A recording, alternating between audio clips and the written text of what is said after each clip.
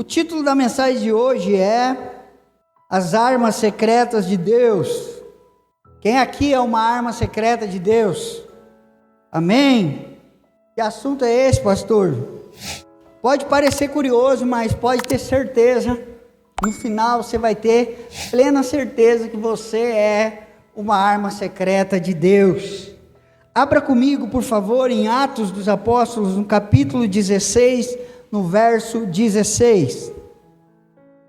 Atos 16, 16, diz assim: certo dia, indo nós para o lugar de oração, encontramos uma escrava que tinha um espírito pelo qual predizia o futuro. Ela ganhava muito dinheiro para os seus senhores com adivinhações. Essa moça seguia a Paulo e a nós gritando: estes homens são servos do Deus Altíssimo e lhes anunciam o caminho da salvação. Ela continuou fazendo isso por muitos dias. Finalmente, Paulo ficou indignado, voltou-se e disse ao espírito: em nome de Jesus Cristo, eu lhe ordeno que saia dela. No mesmo instante, o espírito a deixou. Percebendo que a sua esperança de lucro tinha se acabado, os donos da escrava agarraram Paulo e Silas e os arrastaram para a praça principal diante das autoridades. E levando-os aos magistrados, disseram: estes homens são judeus e estão perturbando a nossa cidade, propagando costumes que a nós romanos não é permitido aceitar nem praticar. A multidão ajuntou-se contra Paulo e Silas, e os magistrados ordenaram que se lhes tirassem as roupas e fossem açoitados. Depois de serem severamente açoitados, foram lançados na prisão. O carcereiro recebeu instrução para vigiá-los com cuidado. Tendo recebido tais ordens, ele os lançou no cárcere interior e lhes prendeu os pés no tronco. Por volta da meia-noite, Paulo e Silas estavam orando e cantando hinos a Deus. De repente, houve um terremoto tão violento que os alicerces da prisão foram abalados imediatamente, e todas as portas se abriram, e as correntes de todos se soltaram. O carcereiro acordou e, vendo abertas as portas da prisão, desembanhou sua espada para se matar, porque pensava que os presos tivessem fugido. Mas Paulo gritou: não faça isso, estamos todos aqui. O carcereiro pediu luz, entrou correndo e trêmulo prostrou-se diante de Paulo e Silas. Então levou-os para fora e perguntou: senhores, que devo fazer para ser salvo? Eles responderam: creia no Senhor Jesus e serão salvos você e os da sua casa. E pregaram o evangelho, a palavra de Deus, a ele e a todos os de sua casa. Naquela mesma hora da noite, o carcereiro lavou as feridas deles, e em seguida, ele e todos os seus foram batizados. Até aí. Afinal de contas, o que é uma arma secreta? Uma arma secreta é aquela em que o opositor, diante de uma batalha, ele não conta, ele não sabe que existe, ele não acredita, e por isso ele não leva em consideração que ela pode ser usada, né? E em muitas batalhas, uma arma secreta é o fator crucial, inclusive pela vitória dessa batalha. Quem já viu aqueles filmes americanos onde tem os snipers lá, né? Onde os soldados estão lutando, exército contra exército, e eles estão ali no fronte. A partir do momento que o exército do lado de cá diz: olha, cessar fogo, eles pensam: bom, agora está tranquilo, dá para a gente recarregar, dá para a gente descansar um pouco, dá para a gente calibrar. Até que um sniper, uma arma secreta, uma arma que eles não imaginavam, uma arma que eles não sabiam que existia, uma arma que eles talvez desacreditavam que poderia estar por perto, dispara um tiro de longe lá, e esse tiro é certeiro, e esse tiro muitas vezes dá a eles a vitória de uma batalha, né? Agora escute isso: todos nós passamos ou vamos passar por processo de restauração e amadurecimento em alguma área da nossa vida, segundo a vontade de Deus. Quem aqui está passando por alguns processos na sua vida? Aleluia, glória ao Senhor. E diante desses processos, muitas vezes, Nós podemos ser intimidados a entrar em um casulo com a convicção de que Deus não pode operar através de nós. Quantos aqui muitas vezes têm esse sentimento? Parece que enquanto Deus está fazendo coisas na nossa vida, enquanto Deus está nos aperfeiçoando, é como se a gente entendesse da parte de Deus que nesse momento Deus está me colocando em stand-by, offline, fora da guerra, e que nós estamos longe desse ambiente onde nós podemos ser uma arma do Senhor. E muitas vezes nós podemos inclusive sucumbir a esse sentimento, como se nós fôssemos descartados da missão de Deus por estarmos diante de um vale ou diante de um deserto. É ou não é? Parece que muitas vezes Deus nos coloca em alguns processos, ou nós entramos em alguns processos de transformação, de amadurecimento, e a gente pensa, bom, Deus não está contando comigo. Eu acredito que Deus está me transformando, eu acredito que Deus está me moldando, e a partir do momento em que Deus de fato cumprir esse propósito aqui, e me aperfeiçoar nessa área, então eu posso voltar a ser usado por Deus, então eu posso ser uma ferramenta na mão do Senhor. É ou não é? A gente não se sente assim algumas vezes? Mas entenda uma coisa, mesmo diante de um vale ou de um deserto, nós não estamos em desuso. Amém? Deus não nos aposenta em meio aos processos mais doloridos da nossa vida. Por mais doloridos que sejam os processos de Deus na nossa vida, entenda uma coisa, o Senhor ainda conta com você, você ainda está no plano de Deus, você ainda faz parte do exército do Senhor, você ainda é um servo do Senhor, ainda que o Senhor esteja te aperfeiçoando, te moldando e te amadurecendo dentro da vontade dEle. E nesse processo o Senhor faz de nós, Ele ainda nos usa como armas secretas diante das suas batalhas, porque ainda que Deus nos coloque em desertos, Ele não faz de nós um deserto, aleluia, ainda que Deus nos coloque em desertos, esse Deus, Ele não faz de nós desertos, mas Deus continua nos usando segundo a sua vontade, como armas secretas, usadas no cumprimento do seu propósito.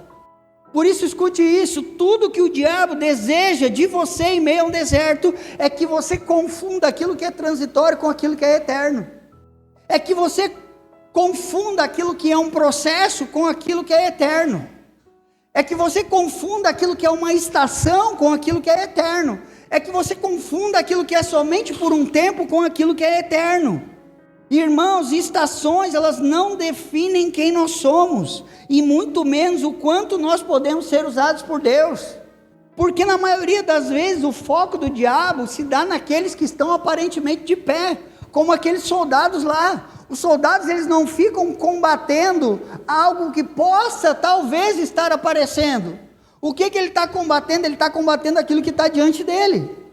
Então, quando nós estamos bem, quando Deus nos levanta, quando nós estamos visíveis, quando tudo está dando certo, quando nós estamos aparentes, o diabo sim vem e bate, ele quer nos derrubar, ele deseja arrebentar com o nosso casamento, ele deseja arrebentar com os nossos filhos, ele deseja arrebentar com as nossas finanças, ele deseja arrebentar com o nosso trabalho, com a nossa esperança, ele deseja arrebentar com o nosso ministério. E é nesse momento que Deus usa aqueles que estão de muletas. É nesse momento que Deus usa suas armas secretas e improváveis para destruir as obras do diabo. É nesse momento em que o diabo está focado naqueles que estão aparentemente de pé, que Deus usa aqueles que estão de muleta, aqueles que estão chorando, aqueles que estão talvez desiludidos, aqueles que estão passando por um processo de alinhamento, aqueles que estão passando por um vale. Deus usa esses, independente da sua condição transitória, porque a condição é transitória, mas a identidade é eterna. Não é porque você está em um deserto que você não é mais filho, não é porque você está em um vale que você não é mais servo. Isso são identidades que são relacionadas com a eternidade. O Gerson, ele é filho, o Gerson, ele é servo. Independente do vale que o Gerson esteja passando, isso não desabilita o Gerson à guerra, porque Deus deu para ele essa natureza, independente das situações transitórias. Quantos estão me entendendo?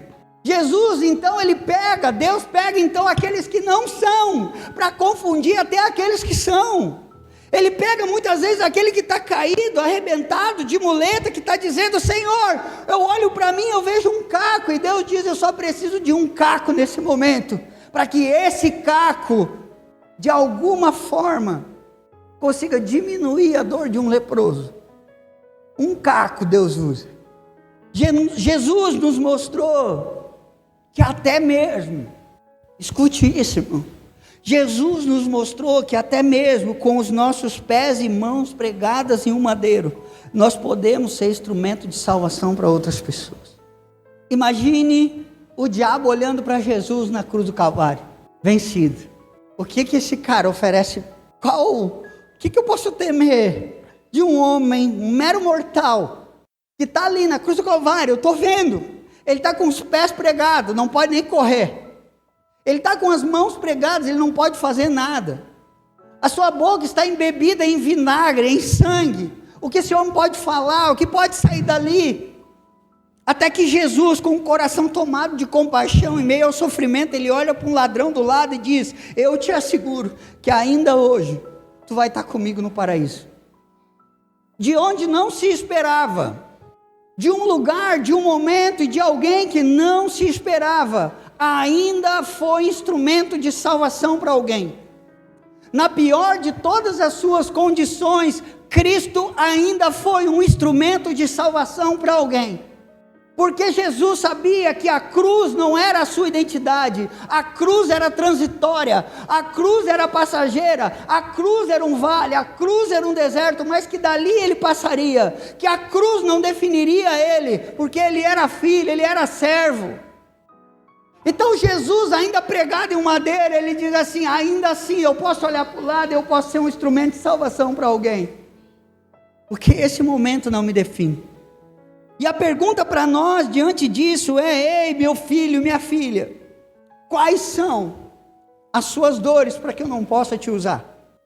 Qual é o processo que você está passando que seja maior do que a cruz, para que eu não possa te usar? Qual é o vale, qual é o deserto que você está passando, ao ponto de que você olhe para mim e diga assim: Senhor, nessa condição, o Senhor não pode me usar. Se até o Cristo conseguiu ser instrumento de salvação, mesmo com seus pés e suas mãos pregados em um madeiro. Agora, escute isso. Sabe o que o povo, você lembra o que o povo que crucificou Jesus gritava? Você lembra disso? Qual era o grito dos judeus quando Jesus estava sendo crucificado? Salva-te a ti mesmo. Porque esse é o entendimento que o diabo quer nos conduzir. Primeiro eu, depois os outros. Por isso que muitas vezes o diabo ele quer nos enredar em nossos próprios problemas, porque ele está dizendo aí: primeiro você precisa se salvar. Primeiro você precisa ser perfeito, para depois ser usado. Primeiro você precisa estar com um casamento maravilhoso, para depois conduzir outras pessoas ao caminho de Cristo. Primeiro você precisa ser um servo sem falha nenhuma, para depois você conduzir alguém aos caminhos do Senhor. Então os judeus, os próprios judeus, os mesmos que crucificaram Jesus, que colocaram Jesus na cruz, o grito deles era: salva-te a ti mesmo. Agora eu quero ver, salva-te a ti mesmo. E enquanto eles falavam para Jesus, em outras palavras: olha para ti, cara, olha para os teus problemas, olha para a tua luta, olha para a tua dificuldade, primeiro vence todas elas, depois olha para alguém. Jesus olhou para o lado, primeiro ele salvou outro. Ainda nesse vale eu consigo ser o instrumento de Deus para a salvação de alguém. E assim nós vamos sendo ludibriados por uma falsa ideia de perfeição e vamos nos afastando do propósito e da missão do Senhor. Preste atenção. Mesmo em meio aos seus mais dolorosos processos, você é uma arma secreta de Deus. Escute, meu irmão, minha irmã, mesmo em seus mais dolorosos processos, o Senhor ainda conta com você. Mesmo numa sala de emergência, deitado para ser operado em uma mesa de cirurgia, você pode conduzir um médico ao conhecimento do Senhor. Mesmo numa sala de terapia com uma psiquiatra, com uma psicóloga, você pode ser um instrumento do Senhor. Você tem isso, você tem isso, você tem isso, você tem isso. Verdade, tenho mesmo. Mas eu tenho mais uma coisa. O quê? Uma coisa que você não tem. Jesus. Deus pode usar processos de cura para curar outros? Sim, Deus usa. Deus usa um casamento bem alinhado para alinhar outros casamentos. Sim ou não? Deus usa pessoas que estão bem emocionalmente para curar outras pessoas. Usa sim. Mas Deus também gosta de usar nossas feridas para curar outros. Deus também gosta de usar os nossos processos nos quais ainda estão sangrando, ainda estão em processo de transformação para curar outras pessoas. Você nunca vai ver na Bíblia dizendo assim, confesse suas curas para que cada vez mais outros sejam curados. Está escrito isso na Bíblia. Mas a Bíblia diz, confessem os seus pecados uns aos outros. E a Bíblia continua, e orem uns pelos outros, para que vocês sejam sarados. Sabe o que a Bíblia está dizendo? Na prática, eu caí no pecado, talvez Josias também tenha os pecados dele, e eu chego lá e digo, mano, pequei, caí, me ajuda, quero te confessar, quero tornar isso, trazer para a luz, para que o diabo não esteja mais legalidade. Jesus vai dizer, amém, irmão, em nome de Jesus, como irmão, como filho do Senhor, eu te perdoo. O que a gente faz agora? A Bíblia diz para parar aí, ela diz, e orem uns pelos outros. E até no nosso processo de restauração, a gente não deixou de ser uma ferramenta. Mesmo quando nós estamos em nossos processos de restauração, Deus continua nos usando. Deus continua contando conosco como armas secretas dentro do seu propósito. Aonde o diabo está olhando e virando seus olhos para tudo aquilo que é aparentemente perfeito, Deus continua usando improváveis, pessoas de dores, pessoas de sofrimentos, pessoas que têm suas vidas difíceis, suas emoções quebradas, muitas vezes um lar em restauração, muitas vezes finanças em restauração, mas Deus pode te usar, irmão. Você continua sendo filho do Senhor, você continua sendo servo do Senhor. E nesses dias, uma coisa que o diabo tem gritado no ouvido da igreja, ei, salvem-se a vocês mesmos. Então primeiro a minha vida. E quando eu estiver bem, quando as coisas estiverem fluindo, tudo direitinho, aí sim, aí eu vou seguir, aí eu posso ser ferramenta de Deus para alguém. E sabe por que o diabo nos ludibria com isso? Sabe por que ele nos engana com isso? Porque essa é uma mentira que ele conta desde Gênesis, porque desde Gênesis até Cristo, é impossível um homem salvar-se a si mesmo. Não existiu nessa terra até hoje um homem que conseguiu salvar-se a si mesmo, por melhor, por mais exemplar que ele possa ter sido. Então que o povo, a voz do povo, a voz do diabo, ela grita, primeiro salva-te a ti mesmo. Primeiro olhe para você, primeiro ajuste a sua vida, deixe ela perfeita, para que a partir dessa perfeição, você consiga ser luz para alguém. Escute, meu irmão, nessa noite, nossas dores são ferramentas de aperfeiçoamento e não de relacionamento, porque aquilo que é transitório não pode alterar aquilo que é eterno. Portanto, você está passando por dores, você está passando por processos, não se abrace nos seus processos, não se abrace nos seus sofrimentos, não se abrace nas suas dores, mas entenda que elas são transitórias e passageiras, e que elas estão a favor do Senhor, cumprindo um propósito de aperfeiçoamento. Jesus disse que nós somos a luz do mundo somente quando nós estivermos perfeitos. Ele disse, não, vocês são a luz do mundo, e ponto. Por isso mesmo, em meio às nossas dores e processos, Deus pode usar a nossa vida para iluminar a mente e o coração de alguém. Tudo que o diabo quer dizer para você é lembrar você dos seus pecados, para que você não seja luz para ninguém. É fazer com que você se abrace nos seus processos e não passe por eles. E aí está passando um irmão lá, e Deus vem e fala com você, abençoa ele, ora por ele, diz que vai ser um dia de paz. Mas Senhor, o Senhor está vendo a guerra que está no meu coração, e o diabo vai dizer, ei, não adianta, tu discutiu em casa e vai declarar paz sobre a vida de alguém, e aí a gente não deu paz nem em casa e nem fora. E é tudo que o diabo quer, e assim ele vai nos isolando com uma falsa ideia de que nós precisamos primeiro ser perfeitos para que depois a gente seja luz. Mas Deus nos chama a ser luz em meio a um processo de aperfeiçoamento. Talvez hoje você olhe para o seu casamento e diga: bah, é vale atrás de deserto, é prova atrás de guerra. E aí você está lá: não, primeiro eu preciso me salvar, primeiro eu preciso ter casamento perfeito, como os caras ensinam nos e-books de R$ 39,90. Depois sim, eu consigo sair e ser luz. Não, mas o Senhor está nos chamando a compartilharmos as nossas dores. O Senhor está passando e dizendo: ei, é no meio das dores de vocês que o meu Espírito opera a cura. É no meio dos sofrimentos de vocês que eu vou aperfeiçoando vocês.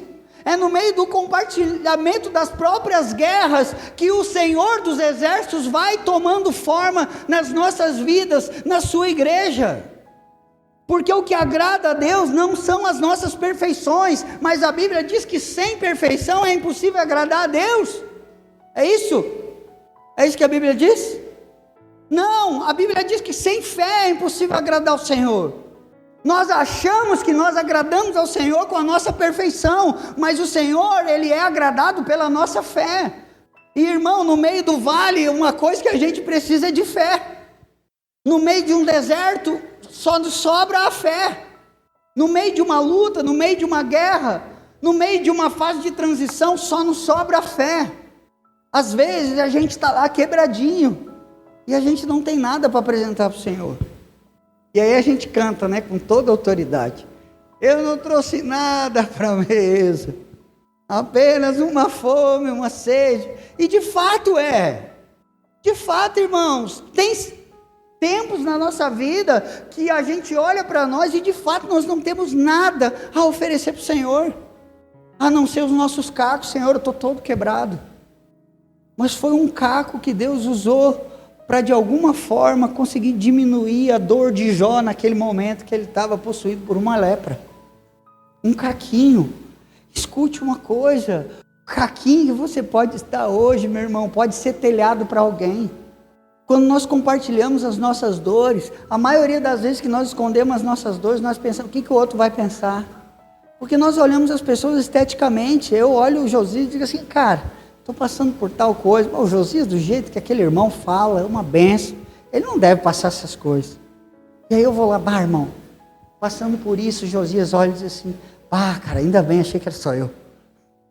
E nós vamos sendo aperfeiçoados no meio desse processo. Tudo que Deus quer é que você pegue e olhe para Ele. Tudo que Deus quer no meio desse vale, no meio desse deserto, é que você continue confiando nele, para que a sua fé esteja fundamentada nele, para que você olhe para você e de fato não veja nada, mas veja tudo nele. Aleluia! Por isso mesmo, em meio aos processos dentro da nossa casa, não descarte a possibilidade que Deus pode usar você para ser luz para outro casamento. Talvez hoje você olhe para as suas emoções e diga: nem eu estou bem comigo mesmo, como eu posso ajudar alguém? Aí Deus vai lá e te pega um vaso quebradinho, mas o vaso que carrega dentro de si um tesouro precioso. Paulo diz que Deus colocou dentro de vasos de barro um tesouro precioso. Não se trata do vaso, irmão, se trata do conteúdo que está dentro dele. Não se trata dos meus processos, das minhas guerras, das minhas lutas. Não é quando eu estou bem que Deus flui, mas é quando eu estou mal também. Às vezes, irmão, deixa eu contar uma coisa para você: todo mundo que prega ou que serve, acredito que passa por isso. Irmão, a gente quando está quebrado, quando a gente está assim naquele dia que Deus nos larga lá no chão, a gente vem para o culto. Quantas vezes, irmão, eu choro antes de vir? Quantas vezes vindo pregar em algum lugar, eu vou chorando no carro e digo: Senhor, hoje eu vou, é só a graça mesmo. Senhor, eu estou quebrado hoje, eu estou moído, tem processo que eu estou sendo moído, Deus, eu não tenho nada a oferecer. Se não for o Senhor, meu Deus, eu vou chegar lá e eu vou me calar diante dos irmãos. E aí Deus vem, e Deus alimenta os irmãos, e o fogo desce, o Espírito vem. Só que eu preciso me lembrar de ter essa mesma dependência quando as coisas estão bem. Porque a glória não é do vaso, a glória é do tesouro que aquele que criou o vaso colocou dentro dele, para que a glória não seja nossa, mas seja dada a ele. Então quando eu estou bem, eu venho rindo, faceiro, aleluiado, a gente orou, jejuou, estudou a palavra, glória a Deus, hoje vai ser punk, hoje eu estou bem. A gente começa a olhar para o nosso braço. Hoje fluiu, mas também, né? Porque eu orei e jejuei. Não, Senhor, eu orei, eu jejuei, eu estou feliz, mas eu continuo crendo que se o Senhor não fizer, nada acontece. Se o Senhor não curar, as pessoas não são curadas. Se o Senhor não mover, o teu espírito não desce. Dependência é isso. E sabe por quê? Quando nós estamos bem, nós fluímos, e quando nós estamos mal, nós nos isolamos, porque nós ainda pensamos que a partir de nós pode ser feito alguma coisa. Pegou? É porque nós ainda pensamos que está em nós a glória, mas não, quando nós entendemos que a glória está no tesouro que foi colocado nesse vasinho de barro. Quando eu estou bem, eu vou dando glória a Deus, e quando eu estou mal, eu vou também dando glória a Deus, para que a glória não seja do vaso, mas a glória seja entregue ao Senhor. Nós somos um vaso nas mãos do Senhor, como Pedro. Poxa, esse cara me chamou de Satanás, esse cara me chamou de homem de pouca fé, esse cara, quando eu fui defender ele, ele me chamou na frente de todo mundo, e no final ele ainda disse que eu negaria ele, eu neguei ele 3 vezes, pode alguém querer algo de mim? O que esse homem pode olhar em mim de valor? O que Jesus pode ver em mim? Porque se ele me chamou de Satanás, de homem de pouca fé, disse que eu não entendi o reino de Deus, o que ele pode esperar de mim? Eu neguei ele 3 vezes, o que ele pode esperar de mim? Até que Jesus ressuscita e diz assim, manda chamar os discípulos, e manda chamar Pedro também. Quero falar com ele. Pedro, tu me ama? Pedro deve ter pensado, de novo, não. Não. Aí ele olha e diz, tu sabe, cara. Sabe que eu sou um caco. Então vai e apacenta minhas ovelhas. Agora tu entendeu de quem é a glória. Agora que tu entendeu que tu é um caco, pode ser usado. Eu gosto de usar uns cacos. Irmão, aqui nós somos tudo uns caquinhos. Quando o diabo pensou que Pedro era uma arma descartada, Pedro se tornou uma arma secreta do Senhor. E na passagem que nós lemos no início, Paulo vai preso. Irmão, entre comigo nessa palavra.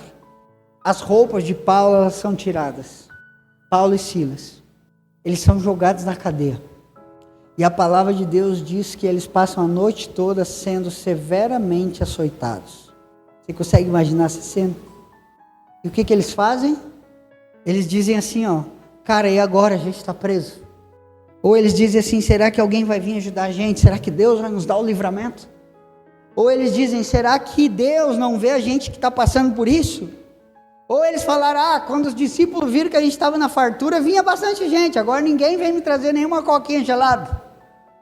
Né? Ou a gente diz, Deus sabe, quando eu sair dessa cadeia eu vou servir Ele. Quando Deus me colocar em liberdade, aí sim, aí eu começo a amar o Senhor, aí eu começo a servir Ele. Não, irmão. Por volta da meia-noite, Paulo e Silas, sabe o que eles estavam fazendo? Irmão, eles foram açoitados a noite toda. Chicote. Eles estavam sem roupa, sangrando. E a palavra de Deus diz que, por volta da meia-noite, Paulo e Silas estavam orando e cantando hinos a Deus. E eu fico imaginando Paulo e Silas sangrando e cantando.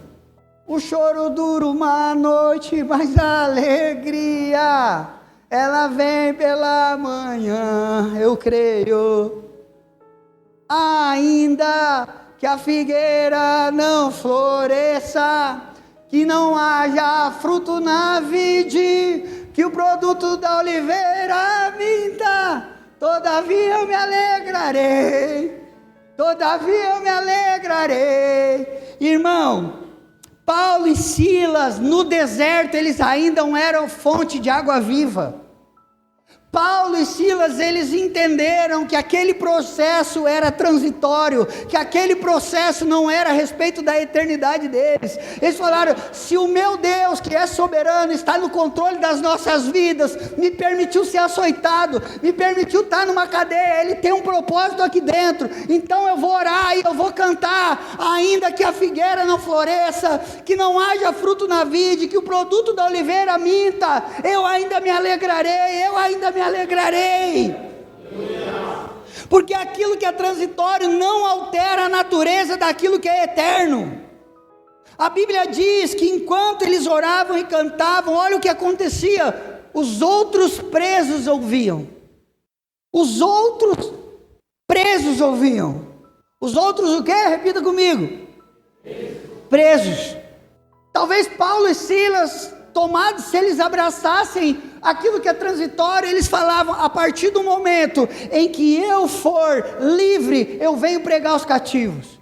Mas Paulo e Silas disseram assim: nós estamos presos que nem eles, nós estamos na mesma condição, mas na mesma condição, mesmo preso, mesmo açoitado, mesmo sangrando, mesmo passando pelos processos, pelos piores processos da nossa vida, nós ainda podemos ser instrumentos de salvação para alguém. Nós ainda podemos ser luz para alguém. Então vamos cantar, vamos orar, para que eles também ouçam a palavra do Senhor. Irmão, que autoridade tem um preso para salvar outro? Talvez nesse momento alguém lá de fora gritava: ei Paulo, Silas, primeiro salvem-se a si mesmo, para depois querer salvar os outros.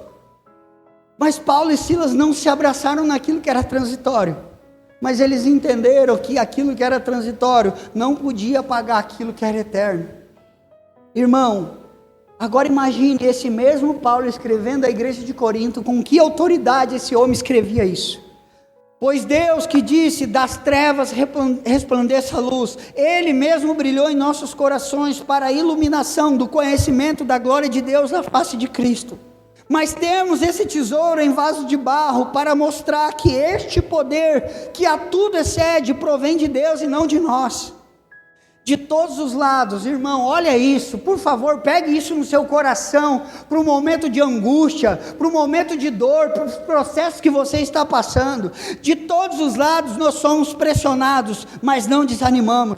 Ficamos perplexos, mas não desesperados. Somos perseguidos, mas não abandonados. Abatidos, mas não destruídos. Trazemos sempre em nosso corpo o morrer de Jesus, para que a vida de Jesus também seja revelada em nosso corpo. Pois nós que estamos vivos, somos sempre entregues à morte por amor a Jesus.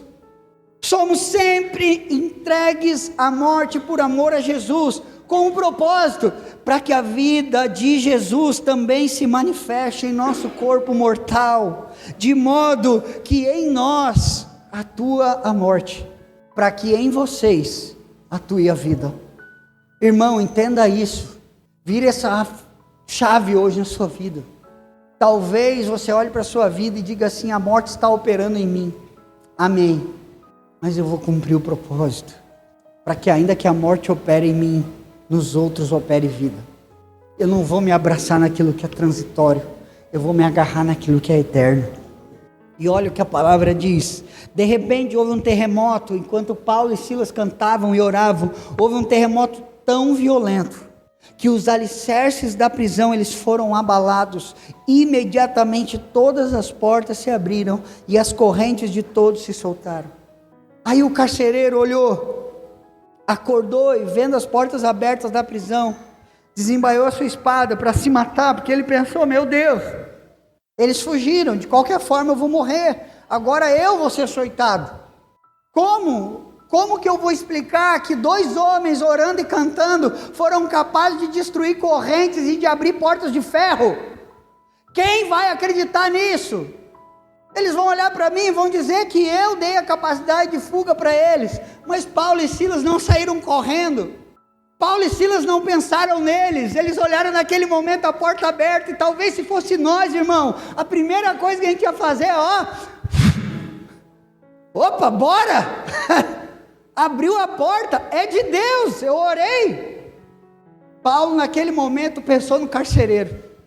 Se nós sair, eles vão matar ele, ou ele vai se matar. Então Paulo diz para ele assim: irmão, nós estamos aqui ainda, fica tranquilo, não vai sair ninguém, não faça isso, estamos todos aqui, disse o apóstolo Paulo.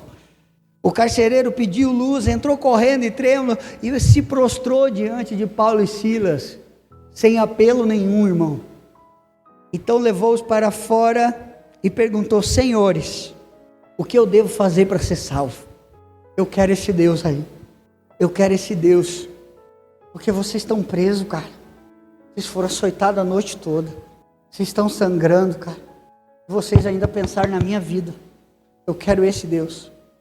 Vocês conseguiram passar por cima das dores de vocês e olhar para a minha, vocês conseguiram não se abraçar na vida de vocês, mas olhar para a minha, no meio do pior processo talvez da vida de vocês, no meio da maior dor de vocês, vocês conseguiram simplesmente negar-se a si mesmo, tomar a cruz de vocês e seguir a Jesus. Eu quero esse Deus de vocês. Então Paulo diz: creia no Senhor Jesus e serão salvos você e os da sua casa. E pregaram a palavra de Deus a ele e a todos os da sua casa. E naquela mesma hora da noite, o carcereiro lavou as feridas deles. E em seguida, ele e todos os seus foram batizados em nome do Senhor Jesus. Um homem na cadeia, açoitado a noite inteira, cansado, com fome, com sede, sangrando, pode ser usado? Sim ou não? Um homem na cruz do madeiro, com seus pés pregados, com suas mãos pregadas, com uma coroa de espinho na sua cabeça, com a boca embebida em vinagre, em uma bebida que é pior do que o nosso vinagre de hoje, esse homem pode ser usado? Sim ou não? A pergunta que Deus nos faz essa noite é: irmãos, o que nos impede de sermos luz? Quais são as nossas dores, as quais nós podemos nos abraçar e dizer: Deus não pode me usar, porque eu estou passando por isso. Esse Paulo, ele foi a arma secreta de Deus para salvar a vida do carcereiro e levar uma casa inteira a Cristo. Escute isso. Eu sei que você, assim como eu, está passando por processos na sua vida. Eu sei que você, assim como eu, está passando por situações as quais você está sendo esmagado pelo Senhor. O quais talvez alguns aqui nessa noite dizem: pastor, eu me identifiquei a hora que o senhor falou do caquinho ali. O caquinho sou eu. Irmãos, Deus não te aposentou. Mesmo em meio aos seus processos, você pode ser uma arma secreta de Deus. A presença de processos não significa ausência de Deus. Mesmo em meio aos nossos mais doloridos processos, é do desejo de Deus que sejamos armas secretas em suas mãos. Paulo orienta Timóteo em uma das suas cartas: ei, Timóteo, insista. Irmão, Eclesiastes diz que há tempo para todas as coisas, mas tem uma coisa que Paulo diz que é para ser feita em tempo e fora de tempo. Ele diz: insista, pregue a palavra em tempo e fora de tempo, corrija, exorte com toda a paciência, longanimidade e sã doutrina, porque vai chegar um tempo em que eles não mais ouvirão a palavra, mas seguirão mestre segundo a sua própria vontade. Então o tempo que o Senhor quer te usar, meu irmão, não é quando você for perfeito, mas é hoje, enquanto Ele te chama de filho. Enquanto você for filho, você é servo, você faz parte do exército de Deus. Deus não te aposentou, Deus não te colocou offline, Deus não te congelou como o Capitão América. Você está em pleno exercício, e até as suas feridas podem sair cura para outras pessoas. Aleluia! O Senhor ainda não terminou com você. Ainda que você esteja na cruz, pregado, sofrendo, chorando, você pode ser instrumento de salvação para alguém. Pare de olhar para baixo e comece a olhar para o lado, meu irmão, e você vai ver Deus fazendo coisas em você e através de você, que você vai dizer: Senhor, agora sim, eu tenho a total convicção de que não foi eu. Já notou, irmão? Quem aqui já ouviu o testemunho do irmão dizer assim: ó, irmão, Deus fez uma coisa através de mim que eu tenho certeza que foi Ele. Eu disse: tá, e as outras tu não tem. Por quê? Porque ele olha quando ele está quebrado e ele diz: isso foi Deus, não tem como ter sido eu. Mas quando está bem, ele diz: não, aquela foi eu. Ela não é. Todas foi Ele, irmão. estando bem ou estando mal. Por isso, nessa noite, eu quero convidar você a fechar os seus olhos, a orar e dizer: Senhor, usa esse caquinho aqui. Senhor, me transforma, faz de mim um instrumento de salvação, mesmo em meio aos vales que eu estou passando. Senhor, faz com que eu pare de olhar para mim e comece a olhar para o lado. Faz, Senhor, em nome de Jesus, mesmo em meio às minhas piores dores e processos, me ajuda a ser luz do mundo, Senhor, a qual o Senhor me chamou para ser. Feche seus olhos.